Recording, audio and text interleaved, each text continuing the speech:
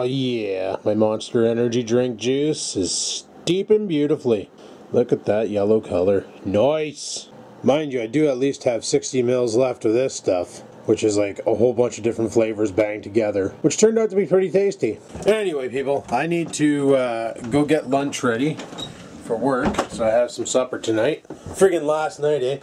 I sit there and I get to work and supper time, so I start having my supper and it's good, and you know, I eat my rice and have my sandwich and all that jazz, and then I go to eat my apple I packed. Fucking thing was rotten right to the core. It had maybe about a half an inch of good on top, and then the rest was just like bunk. Alrighty, lunch is all made. I'm not sure how it looks at the end of the road. Yeah, it looks like a fucking mess, so we better get out there and play Scratchy and clean up the driveway, or we won't be going to work today. So I'm gonna get saddled up and get out there, get geared up, and grab a shovel and start fucking hauling snow. Yay! I love that kind! Oh, there, I'm done playing Scratchy. Frank's sakes. It snowed a lot last night, people. Oh my goodness. Probably saying, why didn't you film it? And it's like, really? Do you want to watch me shovel snow? Really? Is that what you want? Holy shit, am I winded though. My goodness. Way more snow than I wanted to deal with by hand, that's for sure. Alrighty, just fired up the car. Look, you can tell I played freaking shovel. Played shoveling today. Yup, sure did. Car's running, because we gotta bounce soon, but before we do that, I gotta swap out the battery in the camera because it's about dead. There we go, much better. Much better. From a red battery light to a full 4 green battery light. Frig yeah. Well anyway, we gotta head off to work shortly. And by shortly I mean in 3 minutes. So I'm gonna go downstairs and grab my lunch and shit. We're gonna hit the road. Okay, so we got edart, and we got a bunch of other things. And yeah, I friggin' love this Dovepo. So bloke's gonna take the other one, so that's a bonus.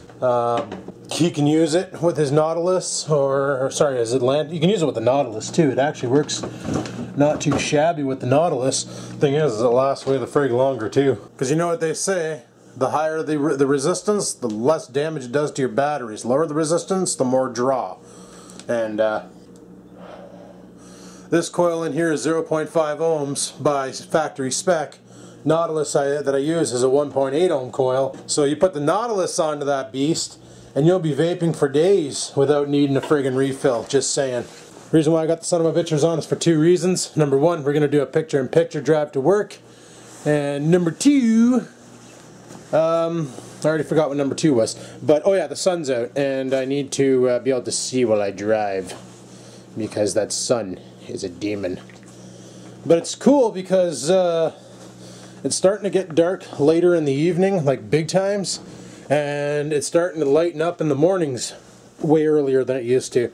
So that's kind of cool. I like that. I like the fact that spring is coming, and soon I'll be able to do donuts in the backyard on my mini bike. Okay, I do believe we are recording with this son of a bitches. So let's get out of here and let's head off to work.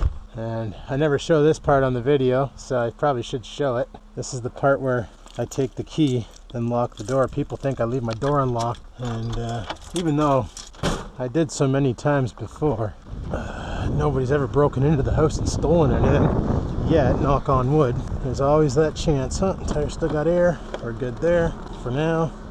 Something I wanted to check real quick. One of the guys online said he saw something in the back that looked like a mod, like an edart, and all that's back here is an iPhone charger. Oh, that's where that went. Sweet. It's a tripod that's flexible, eh? You can bend the shit out of it. I remember I wrapped that on my seat. Oh, I almost fell. That would have been horrible. I couldn't have got it on tape. This thing here, I strapped it to the seat. Something like this. I think I just pushed this right down. And I put my camera up here, and it gave you guys this like sense of riding shotgun. You know what? Let's do that again. Take the hot shoe off. Might as well put the keys in the ignition so the car doesn't shut off in like 10 seconds. We'll just get the the hot shoe here onto it. The old hot shoe. And then you just strap that, just strap that back on there, like so. Let's see what kind of a shot we get. No, it really feels like you guys are riding in the friggin' car, eh? Holy. Yeah, let's go with that shot. Let's see how that works out. It's been a while since I've seen this tripod too. Just gonna make sure that she bends and grips in there. I bought this one here at the source. You know, it's gonna be shaky and shit, but frig it, you know, it's gonna be pretty awesome as long as it doesn't fall and ruin the shot. So now it's like you guys are riding shotgun and seeing through my eyeballs. Figure that one out. But alrighty, let's do ourselves a favor here and try not to get into an accident leaving the parking lot. By the parking lot, I mean my driveway. Oh, shut up, traction control. We're clear, I think. Yep. Unsure down there. Well, the hill back there was complete fucking ice. That was awesome. I just slid down her. Listening to the front end, friggin' the tires rub up against the ice in the wheel well. It's a real struggle, people. It's a real struggle. But yeah, I'm kind of glad that my buddy saw that thing in the back window, because that's a pretty awesome tripod. You know, you can hang that from a tree, you can hang that from anything, you know, anything you can wrap it around. I got it sitting on a car seat, you know. It gives you that extra versatility for camera footage. And like while you're getting it into position, you can take the camera off because it's just a clip-on hot shoe. Obviously not standard spec, but you know, still, it's just a clip-on hot shoe. You just stab her on there and Bob's your uncle. And then friggin' hit record and go do your stupid stunts and get yourself hurt, and then remember to grab your camera when you're done. You know, because you kind of need the footage. But all in all, that's pretty awesome, because I thought I lost that thing. I've been looking for that for a while. Meanwhile, it's been with me at least 20 minutes a day. It's friggin' warm out today. I don't even know what the temperature says. It's -8 according to my radio. Oh, did I forget my phone at home? Oh yeah, so did. Oh well, fuck it. Not like I need to really care about my phone. It's not like I really get important text messages throughout the day very much. So yeah, I was thinking, I'm on this thing called Maine Mud Mowers. I believe it's ran by like Stretch and the gang. I could be wrong on that. Don't quote me. It's either him, Fearless Front. I know Fearless Front's on there. He's always posting his stuff, and there's other people always posting their stuff. But one guy posted like a tractor, and it had a plow onto the front of it. And I'm looking at the way the plow bolted up to the tractor, and I'm thinking, okay, you remember how my Dynamark in the summer when I took the deck off, there was the 2 pins in the back and then that 1 pin in the front? That big long bolt that goes through and holds the front on? Well, it looked like the plow was pivoting on that. And that got me thinking that, you know, get some angle iron, or not angle iron, but get some square tubing and build a frame that goes down the center of the mower and hooks onto there. Only thing I can't figure out how to do is get the plower to, get the plow to, I called it a plower. I totally called it a plower. But get the blower to, or the plow, sorry, to lift and lower. I'm not exactly sure how I would pull that off, like to have it pivot. Like I've seen on, like for instance, Rex's old four-wheeler with the plow onto it. He had an electric winch to lift it, and then to drop it, he just lowered the winch and the weight of the plow made it fall. I almost got taken out by a fucking backhoe. That would have been lovely. Imagine trying to explain that to the insurance company. What happened to your car? Why is there a great big gash missing out of it? Some dick in a backhoe just totally slammed into me, you know. But anyway, I was thinking about that, like, because the tractor romping's fun and all, but my goodness, it's so not fun when you can't go any higher than 2 kilometers an hour, you know. And of course, a pulley swap would fix that, but I'm like thinking, you know, put some chains on the tires and put a snow plow onto the front, and I could play plowy, you know, that'd be fun. Now, how effective it'd be, that's another story. You watch plow videos online, and like most of them are from Americas, where to them a catastrophe is getting as much snow as sitting right over there on the ground. You know, it's just a tiny little dollop of snow, and it's like fucking pandemic mode. Roads are closed, city closes down, all the stores are shut.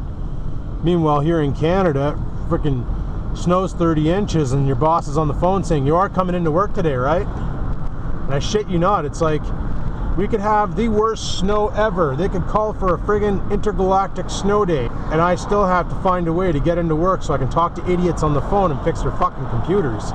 It's pretty bad though, because we do have a pandemic mode put into place at work, where they're able to forward all the calls to our phones at home, but I don't have a home phone line, so I can partake. And we can remote log in. Like, I can log in from my computer at home and do everything from there. Like, but like, I can totally come in from home and log in, RDP in, get a virtual desktop with all my icons from work, my mail, my friggin' the database, the friggin' ticketing system, everything. No problem. But if I had, but I don't have a home phone, so I have no way of actually taking the calls. And it was the first thing implemented by our IT department that was tested and didn't need any sort of changes. It just worked, which is perfect. So theoretically, we could do this job from home. It's just they want us in the office to keep us under control. You know, that way they can monitor us and see what the hell we're doing when we're not working. Hence why we bring laptops to do things on, because all they see from us on the network is work stuff, and they're like, oh, okay, well, they're doing good, they're doing their work, it's just really slow right now.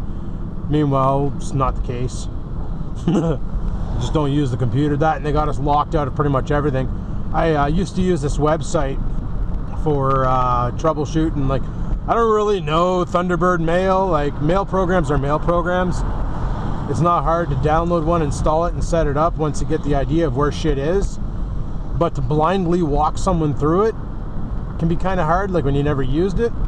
So that's where this website was awesome, because it was just screenshots, but they were interactive. So like when you clicked on file on the screenshot, it actually dropped down a menu, and then you clicked on like preferences, and it brought you into a preference picture, and then you could literally click on all the different tabs at the top and see where things were. And like there was a fake email account in it, so you like clicked on email, you clicked on the email thing, go to properties, and it brought it up. But it was just pictures, like you weren't actually changing anybody's settings, which was nice. That's something that's definitely, fuck, get off my shit, bitch. Fuck's sakes.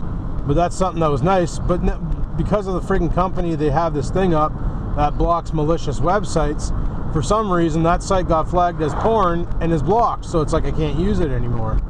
So that's where my laptop comes in. I got it bookmarked on the laptop, so if I come across somebody running like Eudora or fucking Thunderbird, or worst case scenario Incredimail, I don't even know if that's still around, but I have seen cases of people using that pile of shit. You know, I have a way to look at it and figure out the settings without having to install the program and go from there, which is awesome. I love that site.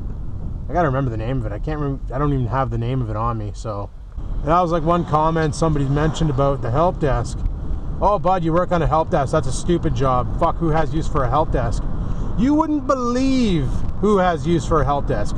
Just because you don't have use for a service doesn't mean there's many people out there who don't have use for it. Like, the amount of times we get called about the stupidest problems, it proves that a help desk environment is required, because people don't fucking want to learn. They want to do like, people want to be on Facebook, they want to be emailing, they want to be friggin' watching Netflix and stuff, but they don't want to learn how it works and don't want to learn how to fix problems. All they want is to work all the time, never break, and when it does, somebody else's problem. You know, somebody else come fix. Like, I'm trying to learn different things. Like, I'm going to be tackling that snowblower myself, regardless of people saying, don't do it, you're going to just fucking wreck it, bring it to a pro. The way I see it is, it's already broken. It's fucking done. So you can't really break something that's broken. And if I wreck the gearbox, not a big deal. I can just go out and buy a new gearbox. You know, I can buy the whole assembly from Hamlin's for 180 bucks. And then just yank my augers off. I'd probably repaint. If I ended up actually taking it apart, like right down, I'd pull the engine, pull everything, take it right down, let Dad take it to work, have it chemically treated to remove all the paint, and then reprime it and repaint it and make it look brand new again. I'd fucking completely restore the damn thing. That'd be awesome to try. You know, summer project restoring the Ariens ST824. I think it'd be a fun project. That's why I was also thinking about painting one of my mini bikes Ariens orange. I noticed over at Arnstein's they actually have the Ariens orange paint, and it kind of looks like competition Charger orange. But I was thinking about doing that with the red bike, making it the Ariens bike, because, you know, Dizzy already has the John Deere bike, so I figured I'll bust out the Ariens bike, and if I'm ever down in his neck of the woods, we can go mini biking with tractor wannabes. That'd be friggin' hilarious. You got the John Deere and the Aryans should be pushing snow, but they're actually riding on the streets today. Yeah, you know, one of those. That'd be friggin' awesome. How could you not like that? You probably could. Never trust the internet to not like something. The internet always dislikes everything. Ah, fuck. Yeah, it was funny. I was watching Big Bang Theory because I forgot last week's and this week's or whatever. So I was getting caught up there. Last week's was about a troll. Basically, they came across a scientific discovery and wrote a paper on it, and somebody was trolling them, basically making fun of their scientific find, saying like, you know, well, congratulations, next time pick up a Crayola coloring book and shit, like basically just trash talking them. And it turns out when they found out who their troll was, it was Stephen Hawking's, and the only reason why he was doing it is because he was bored. Literally, because he was bored. So he's like, oh look, a paper. Sure, yeah, it seems valid and the facts are all there, but I want to talk shit. So he did. That's fucking hilarious. Like, holy frig, I'm learning to park. You're more crooked than a $2 hooker. But yeah, I figure a good set of chains on the tires and a plow combination on the 18 horsepower Briggs would be enough to push some snow around. Like, I don't think it would, you know, be awesome or anything, but if I stayed up on the driveway, I could probably get some serious snow going. And in the beginning of the season, when the banks aren't so big on the side of the house, like, I could plow right into the lawn. Like, I could totally just push the snow into the middle of the lawn and not even worry about it. You know, make a great big friggin' snow mound in the center of the lawn. Of course, I'd probably have all the kids in the neighborhood sliding on it into the street, getting hit by cars, but that's their problem, not mine. Actually, it would be my problem, because it's my fucking property that they're using to get hurt on. Oh my god, the laws on insurance are dicked! But anyway, people, I'm at work now, so I'm probably just gonna shut her down here and carry on with this night. Tonight, I'm probably not gonna vlog. Well, I don't know, we'll see what happens. I know I gotta bang out those commenting on comments. Like, I got like 8 of them now ready to go, or 9, I can't remember. There's a lot of them, and I want to get those all done and up on YouTube because they're from older videos and the comments are almost irrelevant, so I should probably get those edited and put up so that people can, you know, see their comments read and get me to answer them. But on that note, I'm going to shut her down, so big time thanks for watching my video. Hopefully you enjoyed it. If you did, click the like button. Any questions, comments, concerns, stove them down below. And until next time, people, I keep on vlogging.